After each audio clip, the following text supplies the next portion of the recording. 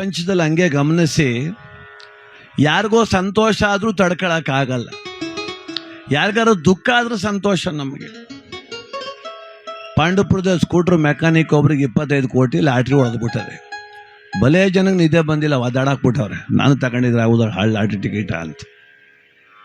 ಕೆಲವರು ಪ್ರಾಜ್ಞರು ಪಾಪ ಎಷ್ಟು ವರ್ಷದಿಂದ ಲಾಟ್ರಿ ಆಡ್ತಿದ್ನೋ ಏನೋ ಪಾಯಿ, ಬಡವ ಬಿಡು ಚೆನ್ನಾಗಿರ್ಲಿ ಅಂತ ಕೆಲವರು ದುಡ್ಡು ಅಷ್ಟು ಬರೋದಿಲ್ವಂತೆ, ಅರ್ಧ ಬಂದಂತೆ, ಅರ್ಧ ಸಮಾಧಾನ ಇವ್ರಿಗೆ ಸಮಾಧಾನ, ಅವ್ರಿಗೆ ಅರ್ಧ ದುಡ್ಡು ಕಿತ್ಕೊಂಡ್ರೆ ಗೌರ್ಮೆಂಟ್ ಅವ್ರು ಈ ಪುಣ್ಯಾತ್ಮರು ಸಮಾಧಾನ. ಎಷ್ಟು ಹೊಟ್ಟೆ ಕಿಚ್ಚು ಜನಕ್ಕೆ.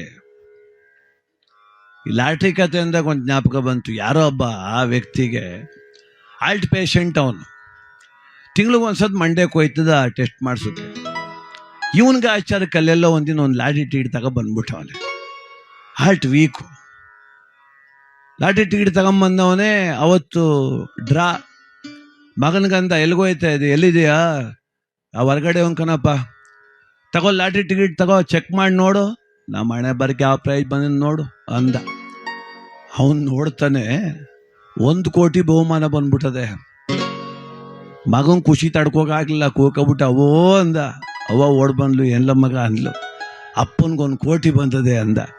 ಹೇಳ್ಬಿಟ್ಟು ಕಣಪ್ಪ ಜೀವ ಬಿಟ್ಬಿಡ್ತಾನೆ, ಮೊದಲೇ ಹಾರ್ಟ್ ವೀಕ್ ಆಗದೆ. ಈಗ ಅವನಿಗೆ ಹೇಳ್ದೆ, ಅವ್ನು ಕರ್ಕೋಗಿ ದುಡ್ಡು ತರಬೇಕಲ್ಲ ನಾವು. ಏನು ಮಾಡುವ ಈಗ, ಯಾರ ಕೈಲಿ ಹೇಳಿಸುವ? ಏನಾರ 1 ಕೋಟಿ ಬಂದಿದ್ದಾರೆ ಗ್ಯಾರಂಟಿ ಸತ್ತೋಯ್ತ ನಾವು. ಕೊನೆಗೆ ಯಾರೋ ಇವ್ರ ಕಡೆ ಬಸ್ರಳ್ಳಿ ಡಾಕ್ಟ್ರ್ ಇದ್ರು, ಅವನಿಗೂ ವಯಸ್ಸಾಗಿತ್ತು 60 ವರ್ಷ 65 ವರ್ಷ, ಭಾಳ ಅನುಭವಿ ಡಾಕ್ಟ್ರು. ಹೋಗಿ ಮಗ ಕೇಳ್ಕೊಂಡ, ಡಾಕ್ಟ್ರೇ ನಮ್ಮ ಅಪ್ಪನಿಗೆ 1 ಕೋಟಿ ಪ್ರೈಸ್ ಬಂದದೆ, ಏನಾರ ಬಂತು 1 ಕೋಟಿ ಅಂದರೆ ಎದೆ ಹಿಡ್ಕ ಸತ್ತೋಯ್ತಾನೆ ಗ್ಯಾರಂಟಿ, ಹೆಂಗೆ ಹೇಳೋದು? ಅದಕ್ಕೆ ಡಾಕ್ಟ್ರ್ ಅಂದರು, ಒಂದು ಕೆಲಸ ಮಾಡು, ಕರ್ಕೊಂಬಂದ್ಬಿಡು ಸಾಯಂಕಾಲ ನಿಮ್ಮ ಅಪ್ಪನ್ನ, ನಾನು ಹೇಳ್ತೀನಿ ಅಂದರು.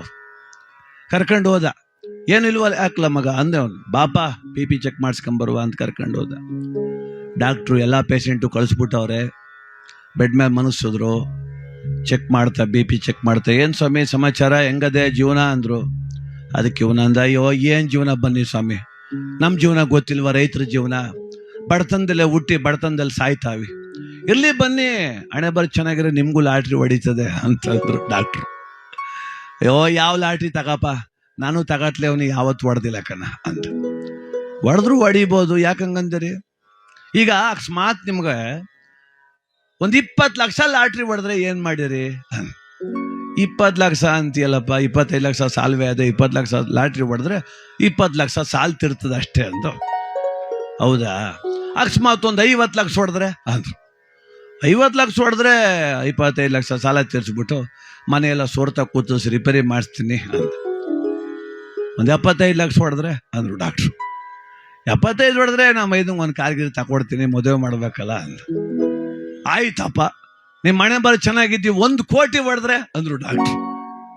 ಅವನೇನಂತ ಗೊತ್ತಾ? ಡಾಕ್ಟ್ರೇ, 1 ಕೋಟಿ ಏನಾರ ನಂಗೆ ಬಂದ್ಬಿಟ್ರೆ, ಇಲ್ಲ ಅದೆಲ್ಲ ಬೋರಪ್ ನಾಣುವೆ, 50 ಲಕ್ಷ ನಿಮ್ಗೆ ಕೊಟ್ಬಿಡ್ತೀನಿ ಅಂದ. ಡಾಕ್ಟ್ರು ಎದೆ ಹಿಡ್ಕ ತಪ್ಪಂಗ್ ಬಿದ್ದು ಸತ್ತೋಗ್ಬಿಟ್ಟ. ಅಲ್ಲಿ ಇವನ್ ಬದುಸಕ್ ಹೋಗಿ ಡಾಕ್ಟ್ರೇ ಹೋಗ್ಬಿಟ್ಟ. ಪಾಪ ಏನ್ ಮಾಡುದು? ಅವನ್ ಗ್ಯಾರಂಟಿ ಕೊಡ್ತಾನೆ, 1 ಕೋಟಿ ಬದದೆಲ್ಲ, ಬೋರಪ್ಪನ ಆಣೆ ಬೇರೆ ಇಕ್ಕವನೆ ಅಂತ. ನೋಡಿ, ಸಂತೋಷನೂ ಸಡನ್ನಾಗಿ ಬರಬಾರ್ದು, ದುಃಖನೂ ಸಡನ್ನಾಗಿ ಬರಬಾರ್ದು.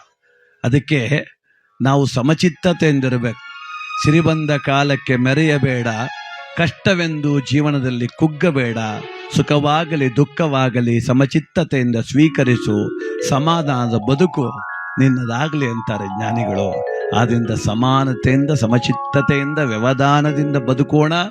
ಕಷ್ಟ ಸುಖ ಯಾವುದಾದ್ರೂ ಇರಲಿ, ಅದನ್ನು ಎದುರಿಸುವಂಥ ದಿಟ್ಟತನ ನಮ್ಮೆಲ್ಲರಿಗೂ ಕೂಡ ಇರಲಿ ಬಂಧುಗಳೇ.